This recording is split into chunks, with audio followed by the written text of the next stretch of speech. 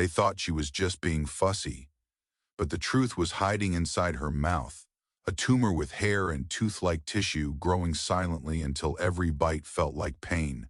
She was 2 years old, and no one saw it coming. If you've ever believed a mother's instinct could save a life, this story is for you. Subscribe now so you don't miss the most powerful true stories of resilience and healing. It started with a sound, a cry, not the usual one, but something sharper, more urgent.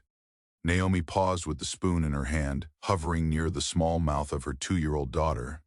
Mia's eyes, wide and glassy, welled with tears. Her lips trembled. Then came that sound again, high-pitched, panicked, almost instinctive. She cried, recoiled, and refused to open her mouth. Naomi stared, frozen for a second. Mia had never cried like that. Not when she fell, not even when she was sick. Something about this cry gripped Naomi's spine and squeezed it tight. It was just lunch. A small bowl of soft rice and miso soup, the kind they had shared 100 times before. But that cry, something was different. David, sitting across the table, looked up from his phone. "Again?" he asked gently. Eyebrows furrowed. Naomi nodded slowly, placing the spoon down. Her heart was thudding now. "She won't eat. That's 3 days in a row. It's like she's in pain." Mia whimpered again, reaching out with both hands, seeking comfort, not food. Naomi lifted her gently, resting the small, trembling body against her shoulder. Her skin was warm but not feverish. No rashes, no swelling. Just fear in her voice and a refusal to eat. They had joked before that Mia was a picky eater. She didn't like spinach, or anything green, really. But this wasn't picky. This was pain. That night, Naomi lay awake beside David. The house was silent except for the soft whir of the humidifier and Mia's breathing through the baby monitor.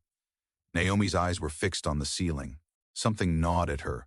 Mother's intuition, that primal sense no test could measure. The next morning, they visited their pediatrician. Dr. Sakamoto was kind and experienced, the kind of doctor who used stickers and gentle jokes. He checked Mia's ears, throat, abdomen. All clear. "Probably teething," he said, smiling. "She's at that age. Molars can be painful." Naomi nodded, though unease still tugged at her. She wanted to believe it. David asked a few more questions. They left with baby ibuprofen and a recommendation for cold food. But the days passed and Mia's cry deepened. She pushed food away.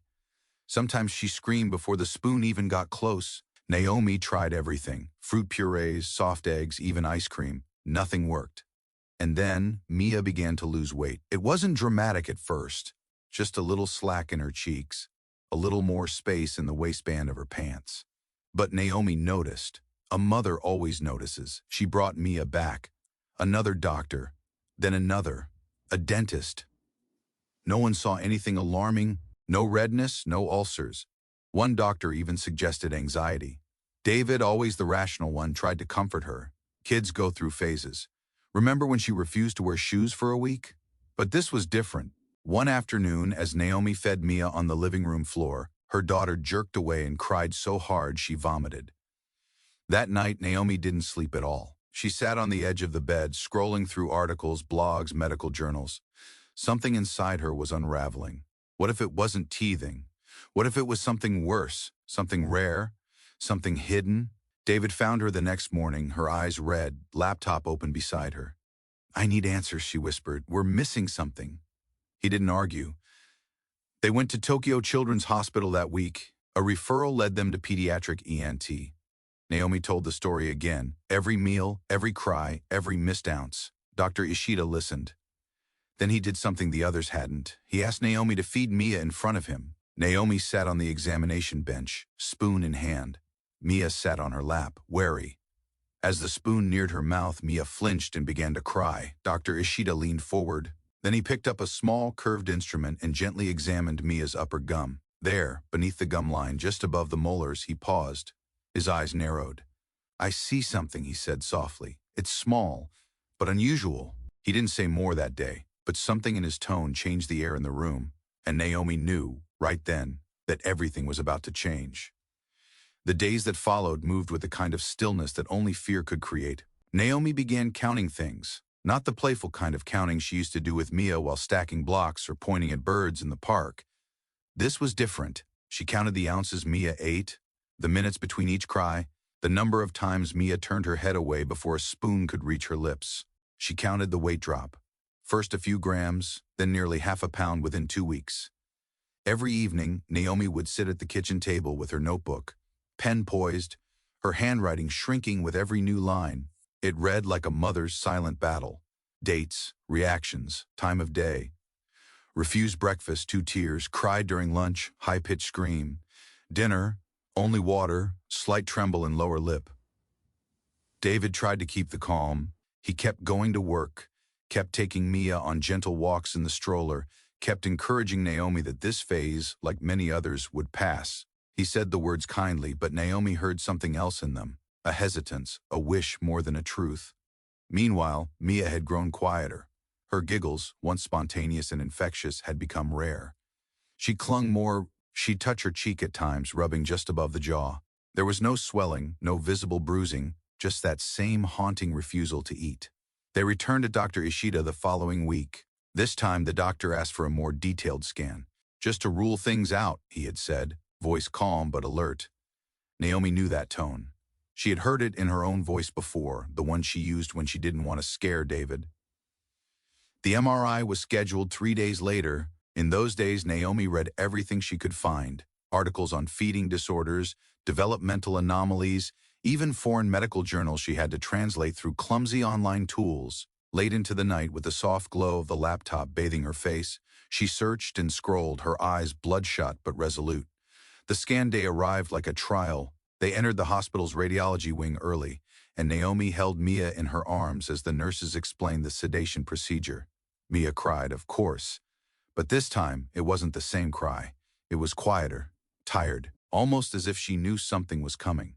Naomi kissed her daughter's forehead, whispered a lullaby only the two of them knew, and watched as her eyelids grew heavy under the medication. David stood beside her, silent, one hand on Naomi's shoulder. The scan took an hour that stretched like a rubber band, long and tense.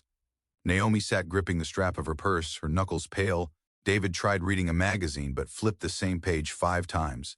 Then the door opened. Dr. Ishida entered with a technician. He didn't smile. There's a mass, he said quietly. Upper jaw, left side, embedded in the soft palate. Naomi's breath hitched. David looked at the floor. We'll need to do more, the doctor continued. It's not cancerous, at least not from what we see, but it's not common. He didn't say the word, not yet, not teratoma. That would come later. For now, Naomi took Mia in her arms as the little girl stirred from sedation. She was groggy, confused, her small body warm against her mother's chest. Naomi looked down at her daughter, her soft cheeks, the curve of her lips, and wondered how something so small could hide something so strange. The next few days blurred together in the haze of uncertainty. The word mass lingered in Naomi's mind like a storm cloud refusing to pass. She repeated it silently while washing bottles, folding laundry, staring out the window at the passing trains. Mass. It sounded clinical, harmless even. But inside that word was something deeper, darker, a void filled with possibilities none of them dared to voice. The hospital scheduled a follow-up with a pediatric maxillofacial specialist. Naomi scribbled the name in her planner with a heavy hand, underlining it twice. Dr. Hirota. A name that, for some reason, carried weight even before she met him. They said he had handled complex craniofacial cases for 2 decades. He would know what to do.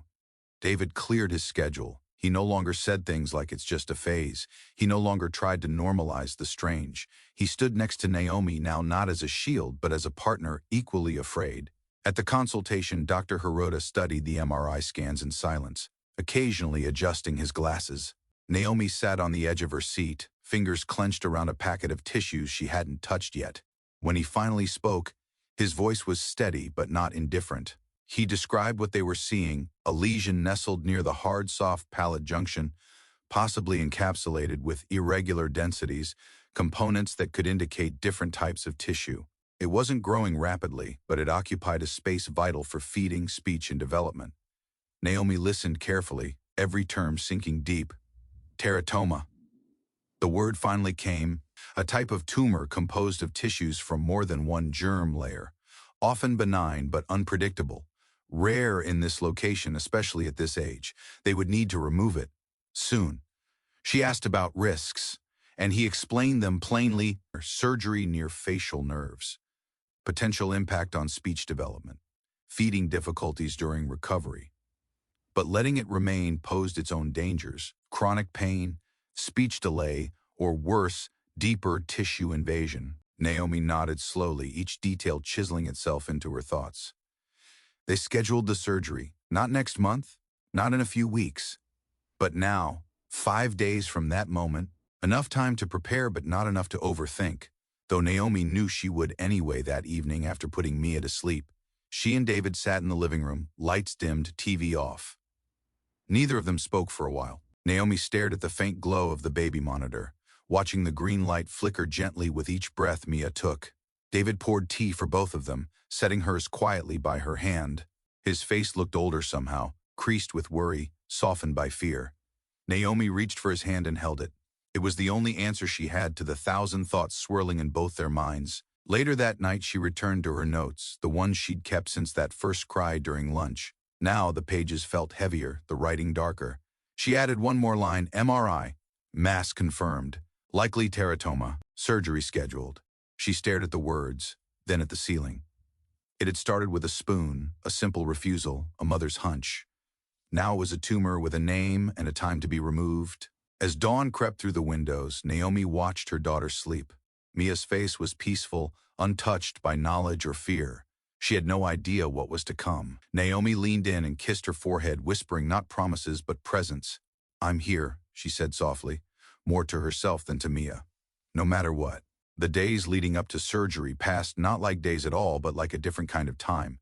Heavy, slow, with moments suspended in between heartbeats. Naomi moved through each hour with purpose, as if the mere act of preparing could somehow control the uncontrollable. She washed every piece of Mia's clothing, labeled her sippy cups, packed extra blankets though the hospital would provide plenty. It was the kind of busyness that filled the silence, when words couldn't reach fear. David took time off from work. He didn't say much, but he was always there, fixing breakfast, answering calls, holding Mia, while Naomi stepped away to cry in the bathroom. He had become a quiet mountain in the middle of a storm, and Naomi leaned on that silence more than she admitted. Mia, unaware of the weight her parents carried, continued her slow retreat from the world. She no longer reached for toys or called out in excitement when birds flew past the window. Her energy had dimmed. She sat more often in her mother's lap, quiet, sucking lightly on her thumb. The crying had lessened, not because the pain was gone, but because even crying required effort. On the morning of the surgery, they arrived at the hospital before the sun had fully risen. The corridors were hushed, and the lights along the floor glowed softly like stars. Naomi carried Mia against her chest, wrapped in a pale yellow blanket. The smell of antiseptic greeted them at the door, clean, sharp, unmistakably clinical. It wasn't fear that gripped Naomi then, it was finality. They checked in, signed forms with names that no longer looked like theirs, and were led into the preoperative waiting room. A nurse explained the sequence of events in a calm, practiced voice. Mia would be sedated again. The team would begin immediately. The surgery would take several hours. Naomi nodded. She had memorized this script, rehearsed it in her mind. But now that it was real, every word landed heavier than expected. When it came time to hand Mia over, Naomi paused. The nurse extended her arms gently, but Naomi didn't move. She looked down at her daughter, eyes half-lidded, already growing sleepy from the pre-medication, and felt a sharp ache in her chest, as if some invisible thread was being pulled from deep inside. She whispered something only Mia could hear, and then let go. The operating room doors closed slowly, and just like that, they were on the other side. They waited in a small room with 2 chairs and a coffee machine that hissed every 20 minutes. David paced quietly. Naomi sat with her hands clasped so tightly her knuckles had turned white. Time moved oddly again, elastic and unpredictable. Outside the window, morning turned to noon. A nurse stepped in once, saying things were progressing, no complications yet. Naomi nodded but didn't respond. Her mind kept replaying images she had seen online, diagrams of the palate, of tumors lodged deep in the oral cavity, of nerves branching out like tree roots.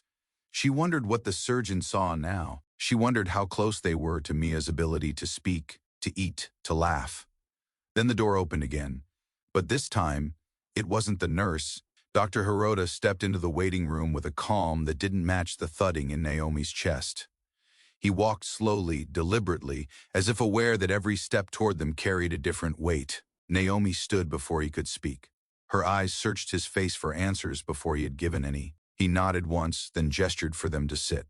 The surgery, he explained, had gone according to plan. The tumor had been encapsulated, which meant it hadn't spread into surrounding tissue, but it had been deeply embedded in the soft palate, tangled against delicate muscles responsible for speech and swallowing. It took precision, time, and careful separation to avoid damaging the nerves. Naomi listened, absorbing each syllable. The words didn't float. They sank, heavy and permanent. The mass had been about the size of a large grape, but structurally complex. It contained multiple types of tissue, hair follicles, sebaceous matter, even traces of enamel. That's what made it unusual. That's what made it a teratoma, benign. That word held the weight of a miracle. Mia had been moved to recovery and was still under light anesthesia. She would wake soon, disoriented and possibly in pain, but the worst was over. The rest, the doctor said, was healing. Naomi didn't cry, not then. Not when the words came, not when David squeezed her hand. Her body was still holding too much. She thanked the doctor, nodded at the words, and let them land quietly somewhere inside her where she could unfold them later. They were allowed to see Mia an hour later. The room was quiet except for the steady rhythm of monitors, beeping a gentle song of life. Mia lay on the narrow bed, pale against the white sheets, a small bandage near her upper jaw. Her hands were wrapped loosely to prevent accidental movement.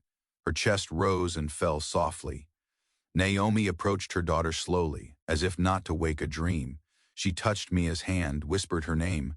No response yet, but the monitor's rhythm continued, calm and steady. David stood nearby, watching them both. There was something unspeakable in his eyes, a mixture of relief and sorrow, of pride and helplessness. They stayed there for hours, shifting chairs, changing ice packs, brushing Mia's hair with soft fingers. Nurses came and went, adjusting tubes, checking vitals, but Naomi barely noticed them. Her world had shrunk to that hospital bed.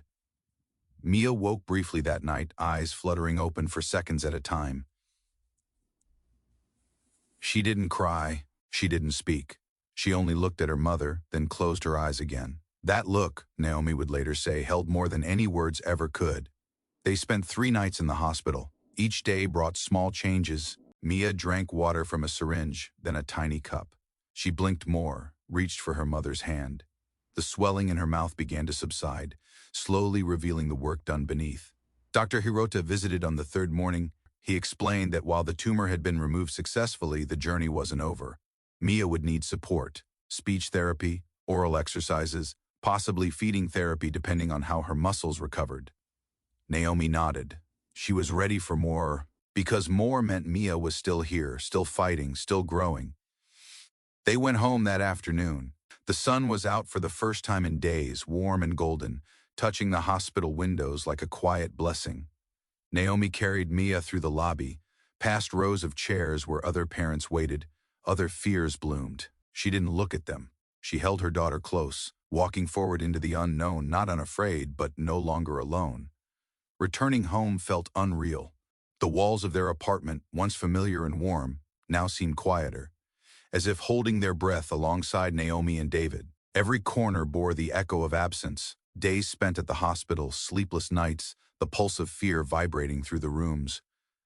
And yet, the weight in Naomi's chest had shifted. It hadn't lifted entirely, but it had changed shape. No longer the sharp edge of dread, but something slower, deeper, something she could name.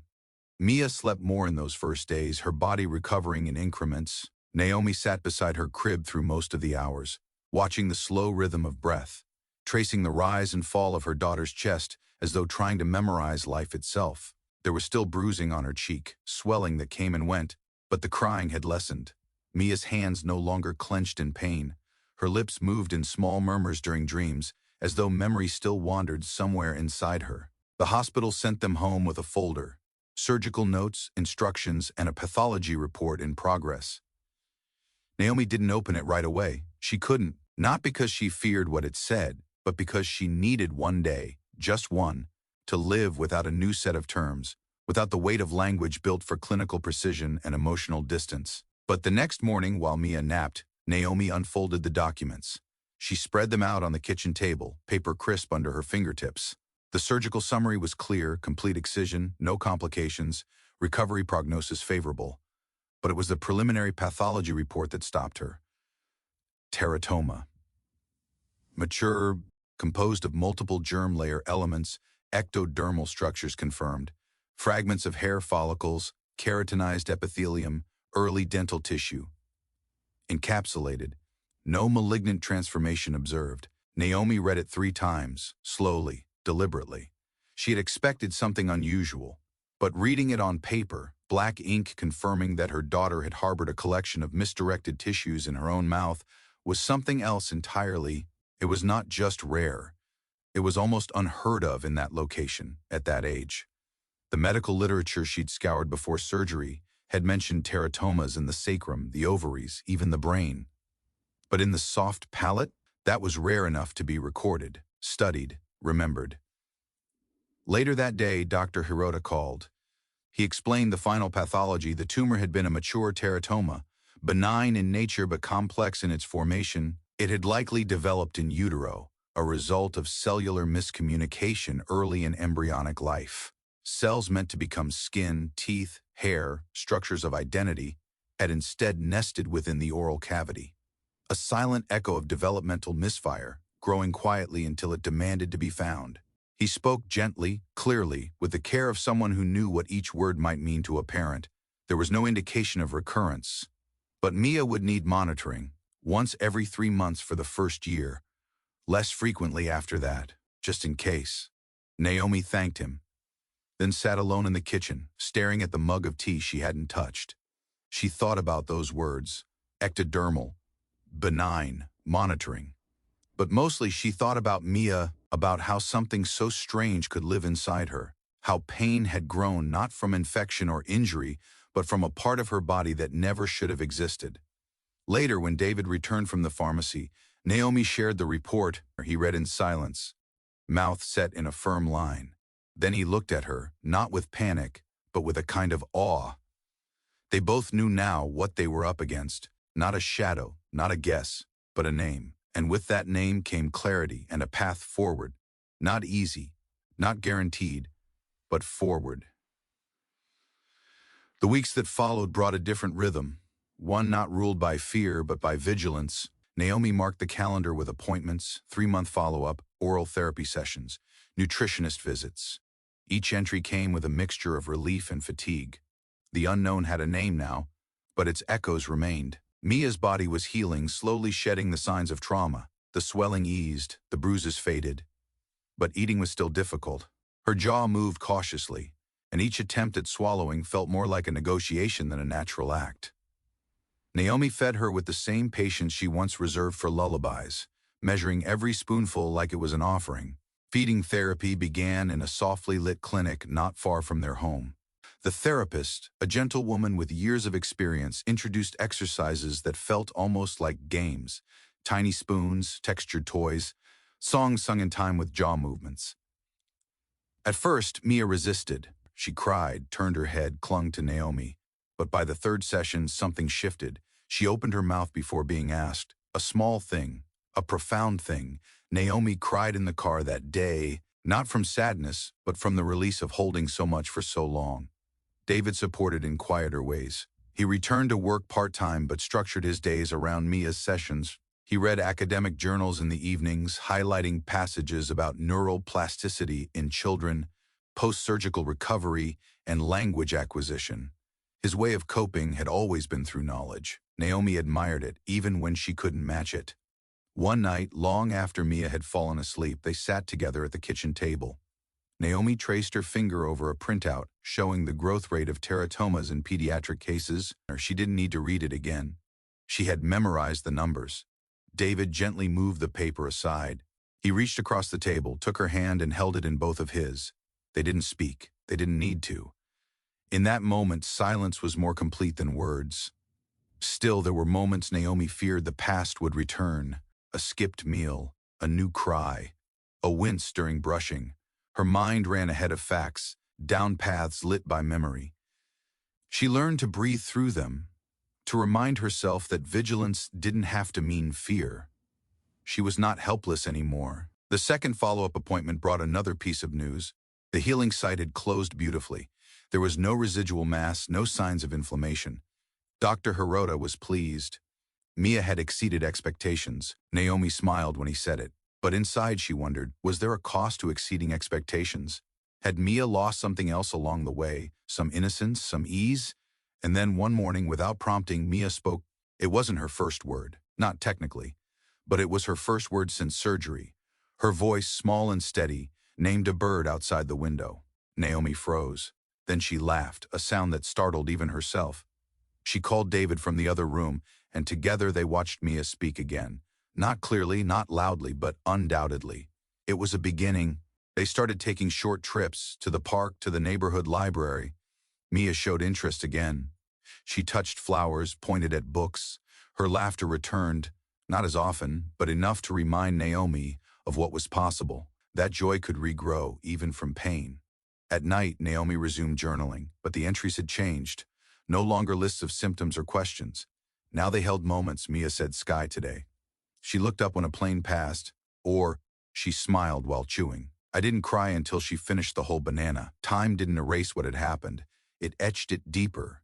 But with each day, the lines grew softer around the edges. Not forgotten, but lived through. In one of her final therapy sessions, Mia sat upright and fed herself half a sandwich. The therapist smiled and looked at Naomi. She's not just recovering, she said softly. She's thriving. Naomi nodded, holding back tears. She wanted to believe that. She did believe it. Later that night, David hung a new calendar on the wall. No more hospital appointments. No more weekly sessions. Just birthdays, errands, and a tiny sticker on one date, first words. It wasn't the end, but it was finally the middle of something new. Recovery, as it turned out, was not a return. It was a reckoning. In the days after Mia's surgery, Naomi had held on to the idea that things would gradually shift back into place. She imagined a slow climb, difficult, yes, but consistent. A daily rhythm of improvement, inch by inch. What she hadn't expected was the plateau. The way progress could stall, dip, even reverse. Healing, she learned, wasn't a line, it was a spiral. And some days it felt like they were moving backward. Mia refused food again. At first, Naomi thought it was the medication, the antibiotics, the pain relievers. They dulled the senses, confused appetite. But even after the prescriptions ended, Mia pushed the spoon away, lips tight, eyes wary. Naomi tried everything, warm soup, mashed banana, even breast milk in a bottle. But Mia turned her face, every time, a silent protest that screamed louder than tears. Naomi felt the panic return, creeping into the edges of her thoughts like fog. Not again. Not after everything. Not after they had come so far. The doctors were cautious. They reminded her that oral aversion was common after surgical trauma in infants and toddlers. That it wasn't defiance. That her daughter wasn't ungrateful or stubborn. She was afraid. Her body remembered pain even if her words hadn't returned yet. Still, Naomi couldn't help but take it personally. Every refusal chipped away at her calm. Every untouched plate felt like failure. She stopped cooking full meals, opting instead for soft textures and short attempts. She began tracking intake again, like she had months ago, her notebook reborn as a quiet ledger of concern. David noticed the change. He saw it in her eyes, how the weariness had deepened, not from lack of sleep, but from the erosion of hope. He did what he could. He took over morning duties. He sat with Mia during therapy. He offered encouragement, even smiles. But Naomi felt herself withdrawing, wrapped in a kind of fatigue that sleep couldn't fix. They argued for the first time in weeks. It wasn't loud, it wasn't cruel, but it cut. Words about effort, exhaustion, expectations.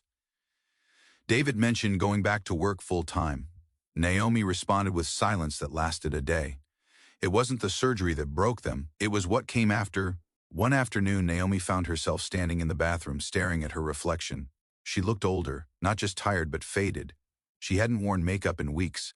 Her hair stayed tied back, not out of convenience but out of disinterest. She touched her face gently, as if trying to locate the woman she used to be. That night, Mia cried in her sleep. Naomi rushed in, gathered her up and rocked her slowly in the dark. She whispered songs, not to soothe Mia, but to calm herself. In those moments, she realized that her daughter wasn't the only one recovering. She was too. The next morning, Naomi made a decision. She called the therapist, not to cancel, but to ask for help, for herself. She booked a session with a counselor, a specialist in postnatal trauma. It was a quiet act of courage, made not with fanfare, but with a single, steady phone call. David didn't ask questions. When she told him, he only nodded. That evening, he came home with her favorite pastry from the shop on the corner. It sat on the counter for hours before she could bring herself to eat it. The therapist reminded Naomi that parenting through medical crisis was not natural, it was survival, and survival had its costs. Guilt, grief, anger, numbness. They were not signs of weakness, they were signs of endurance. Naomi began writing again, not medical notes, not timelines, but thoughts, feelings, memories. The kind of entries that didn't measure progress in calories or ounces, but in breaths and boundaries, and slowly, something shifted. Mia accepted a few sips of broth, then half a cracker, then a bite of banana. It wasn't a breakthrough, it was a beginning. The difference was subtle, but Naomi had learned to spot those tiny, defiant victories. They were still deep in the woods, but now there was a trail. And the light, however faint, was real. Healing did not arrive with fanfare. It came in pieces, in fragments so small they almost went unnoticed. But Naomi saw them. She saw them in the way Mia began to hum again during bath time, a soft sound like wind through reeds. She saw them in the way her daughter reached for her own spoon, clumsy fingers wrapping around the plastic handle with purpose, even if the contents spilled before reaching her mouth. The feeding therapist had said it would be slow. That regression was part of the path forward. But now progress had its own rhythm. Mia chewed with concentration, jaw moving in soft repetition. There was still hesitation in her eyes sometimes, a flicker of memory perhaps, but it didn't stop her. David noticed it too. He had started coming home earlier, finding excuses to leave work before sunset.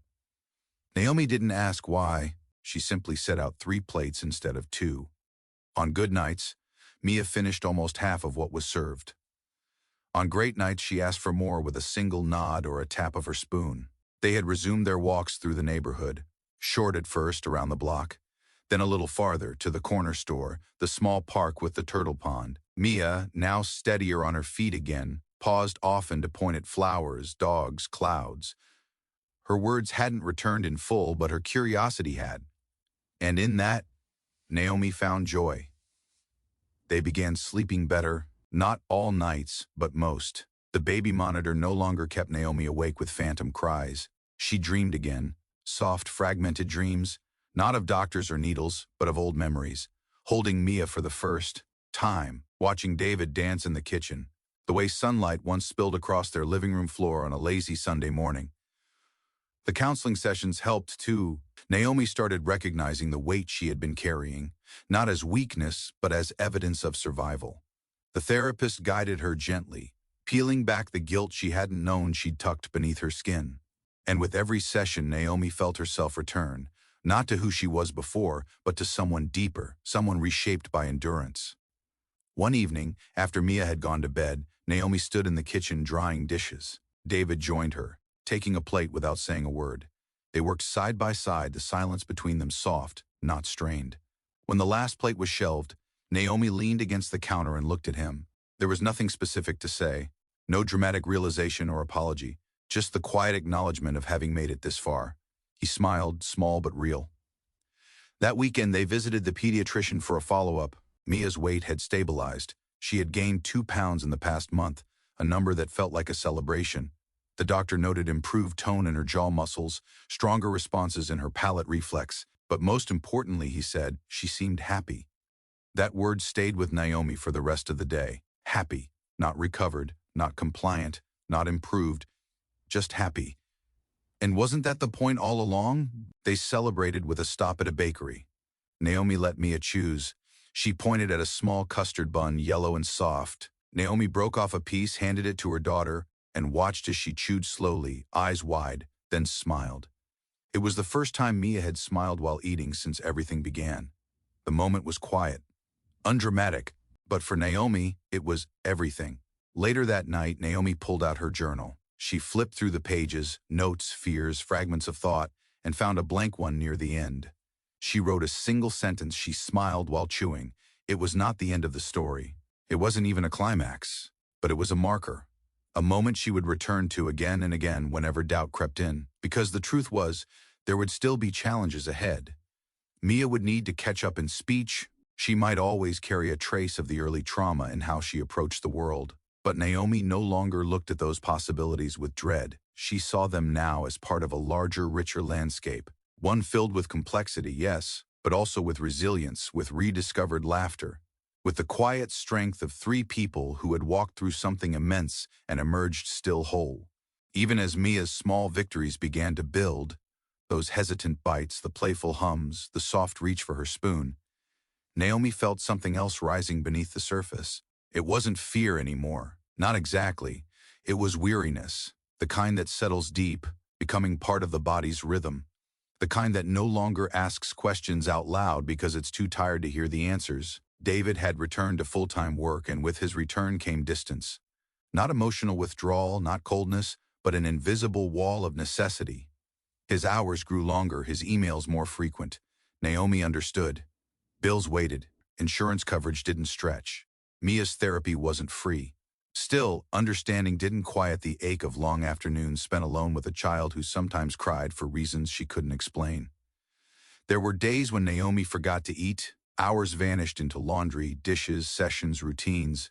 She became efficient, mechanical, a mother built on schedules, a woman held together by checklists. The journal sat unopened for days. The tea went cold before she remembered it had been poured. And Mia, beautiful, brave Mia, sensed it. Children always do. They feel it in the pause before a response, in the way a mother blinks twice before smiling, in the silent sigh at the end of a song. One evening, during a particularly difficult feeding session, Mia refused food again, not just with a turn of the head, but with tears. Big ones. Naomi tried to soothe her, gently encouraging, adjusting textures, but nothing worked. Mia pushed the bowl off the table. It shattered. Soup splashed across the floor. Naomi froze.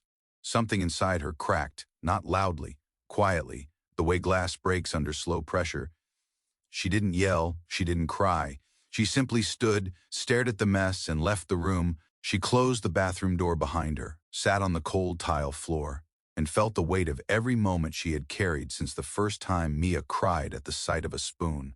It pressed against her chest like an anchor. She wanted to be the strong one. She had been the strong one. But even strength has its limit. Later that night, David returned home to find the kitchen cleaned, the floor dry, Mia asleep. Naomi sat on the couch, eyes fixed on the blank television screen. He asked how the day had gone. She said nothing. The silence between them was new, not the comfortable kind they once shared when reading together or watching the rain. This was the silence of distance, of two people too full of exhaustion to reach across. Days passed.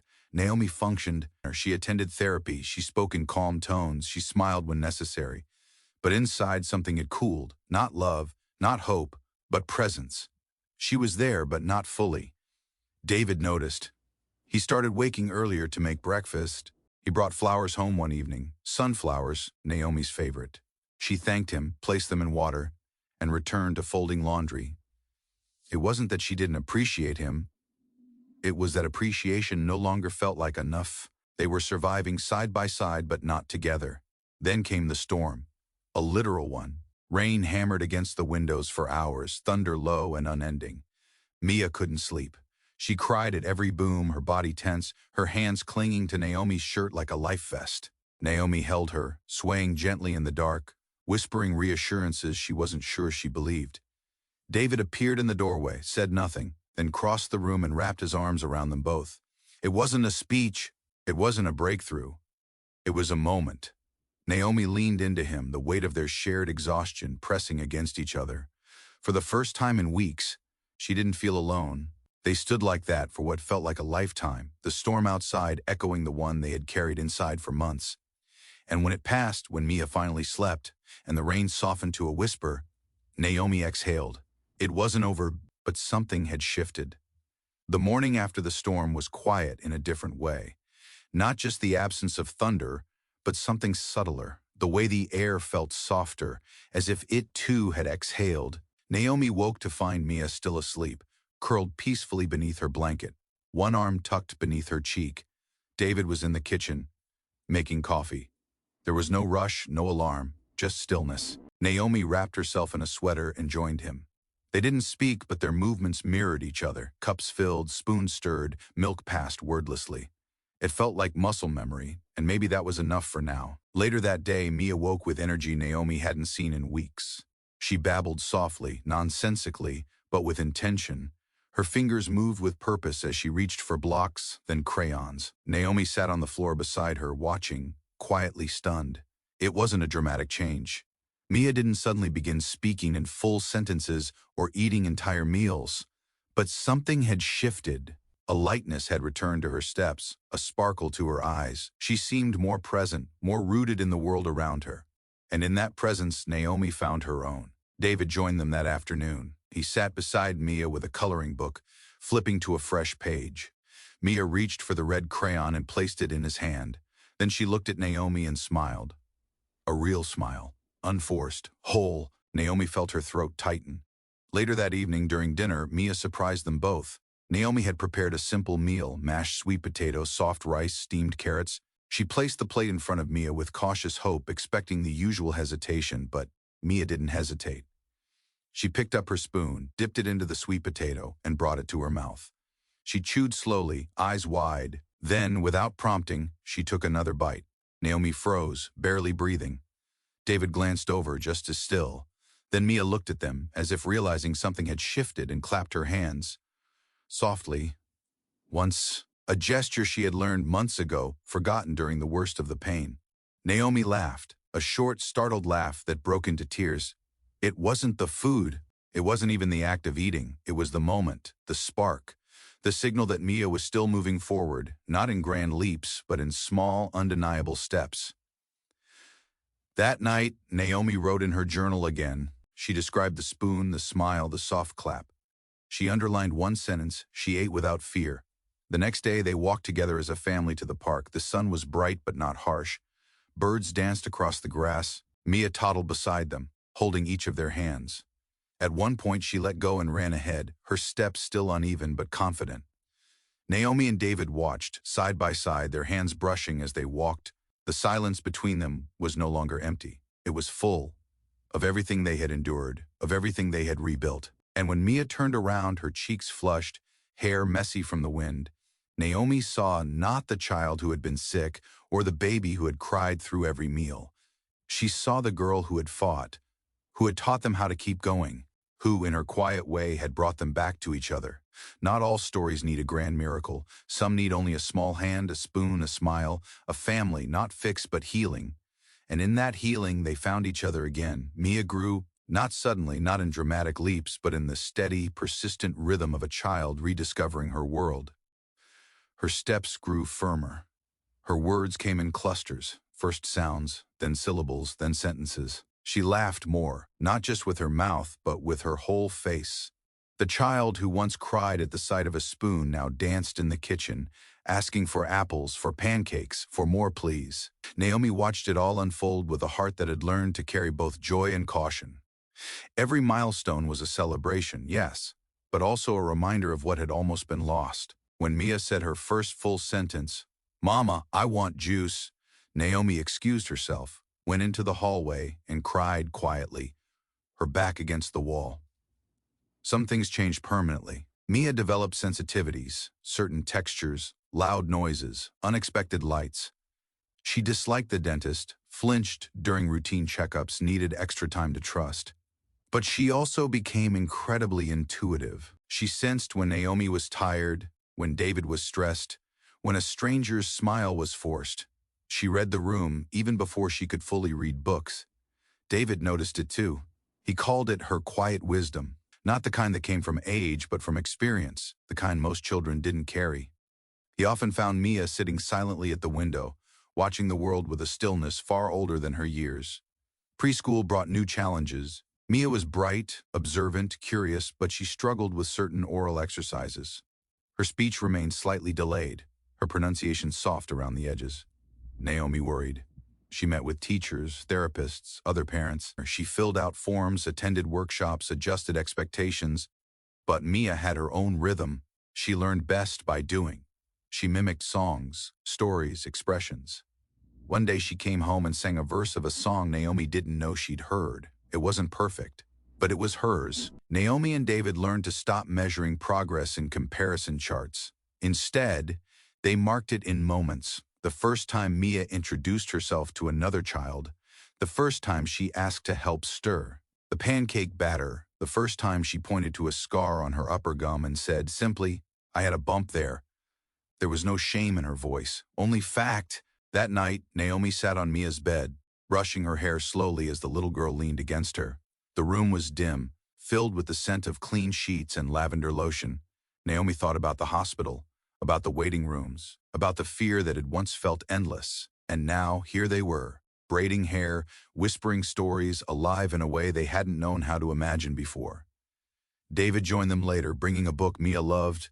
They read together, voices low, each taking turns. Mia corrected their voices when they didn't match the characters. Her sense of humor had grown sharp, her timing unexpectedly perfect. They laughed. Not the laughter of relief anymore, but of presence, of peace. Years passed. Mia turned 5, then 6. She lost her first tooth and insisted the tooth fairy write her a letter. She learned to ride a bike, wobbly at first, then confidently. She painted, collected feathers, asked endless questions about stars, oceans, and why grown-ups sometimes cry. She still had follow-ups, annual check-ins.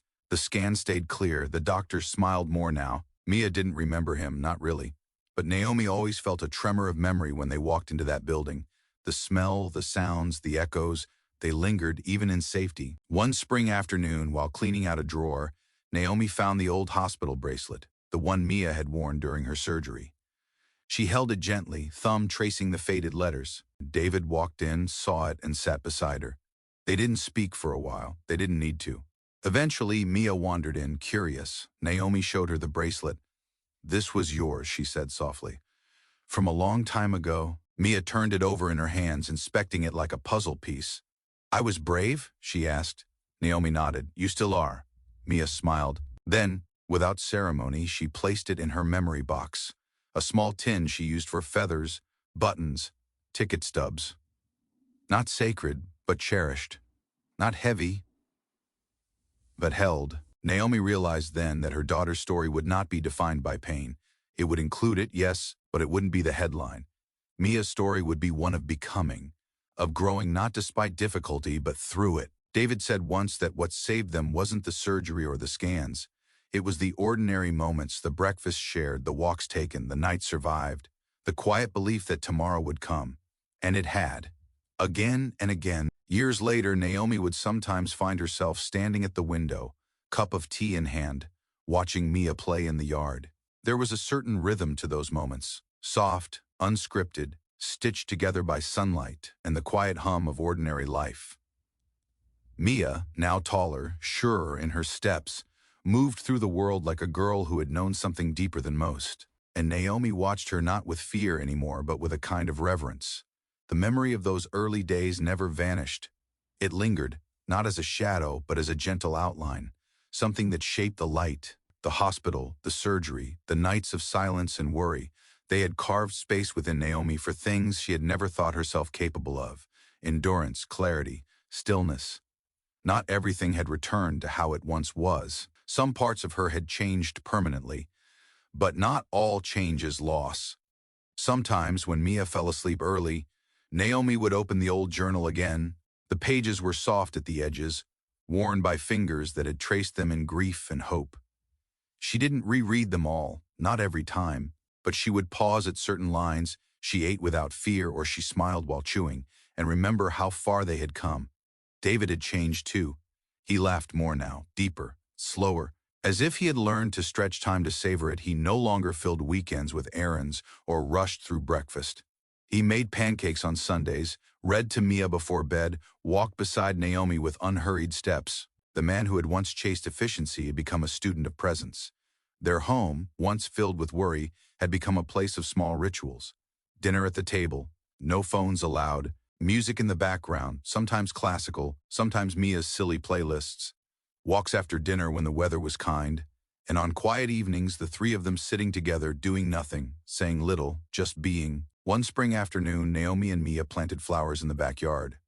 Mia chose daisies, Naomi preferred lavender. They worked side by side, hands dirty, faces flushed with sun. At one point, Mia looked up and said, "Do you remember when I was sick?" Naomi paused. "Yes," she said softly. "I do." "I don't," Mia said, "but I think my body does sometimes. Like when it gets too loud or when I'm tired, it feels like echo feelings." Naomi nodded. She understood that. Echoes didn't need full memory to ring true. Mia smiled, "But I'm okay now." And she was. The years had not erased the struggle, but they had softened its edges. The fear had given way to gratitude. The urgency to reflection. Naomi no longer looked for signs of relapse in every cough, every skipped meal. She had learned to trust Mia's strength and her own. One day, at a school event, Mia stood in front of her classmates and recited a poem. Her voice was clear, strong, sure. Naomi sat in the front row, heart pounding not with fear but with pride. David held her hand. When Mia finished, there was applause. But what Naomi remembered most was the way her daughter bowed, graceful, unafraid. Afterwards, a parent asked Naomi if Mia had ever been shy. Naomi smiled. "She's always been strong," she said. Even when she couldn't show it yet that night, Naomi wrote one last line in her journal. She stood on stage and filled the room with her voice. She closed the book, not because the story was over, but because it had become something else, no longer a record of survival, but a foundation of becoming. Sometimes the most powerful stories aren't the ones with dramatic turns or grand victories. Sometimes they're the quiet ones, the kind that grow slowly, in the background like roots, are steady, invisible. Until one day they bloom. Mia bloomed, and in her blooming, Naomi and David found themselves again. Not the people they had been, but the ones they were always meant to become. They had survived. They had grown, and more importantly, they had stayed. Love, after all, isn't just what carries us through the hardest days. It's what teaches us how to live again after them. Not every scar is visible, and not every healing comes with applause. But sometimes the quietest battles, the ones fought in silence, spoon by spoon, night by night, are the ones that define who we truly are. If this story moved you or reminded you of your own journey or someone you love, let us know. And don't forget to subscribe for more real stories of strength, survival, and the extraordinary power of love.